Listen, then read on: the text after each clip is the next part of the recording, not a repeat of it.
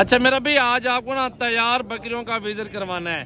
बच्चों वाली और फुल सोने वाली बकरियां, राजनपुरी गुलाबी, बड़े बड़े हवाने और 2-2 3-3 लीटर दूध देने वाले ब्रीड आज आपको इस वीडियो में दिखाने वाले हैं। लाइक शेयर कमेंट्स और जल्दी जल्दी फॉलो करते रहे।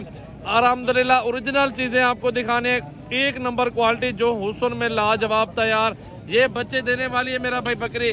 और इसके साथ जो है ना थोड़ा थोड़ा टाइम लेंगी, कम टाइम लेंगे, ज्यादा टाइम नहीं लेंगे। आप देखें ना, इनके हवाने चेक कर लें, बिल्कुल सोने वाली रेडी खड़ी हुई है। ये राजनपुरी फुल हाइट वाली बड़ी बकरी आपको दिखा रहा हूँ, जो कि जिनके बच्चे सिर्फ 2 से 4 महीने अगर पाल के ना आप कम से कम 70-80 हज़ार रुपए का एक एक बच्चा बेच सकते हैं।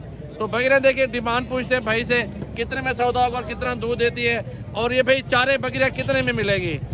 आपको 4 लाख रुपए, वैसे डिमांड 4 लाख कर रहे हैं भैया, और मुनासिब करेंगे 4 लाख ज्यादा डिमांड है, थोड़ी मुनासिब करो जहाँ देनी हो। इंशाल्लाह मुनासिब करेंगे, फाइनल 80-80 हज़ार।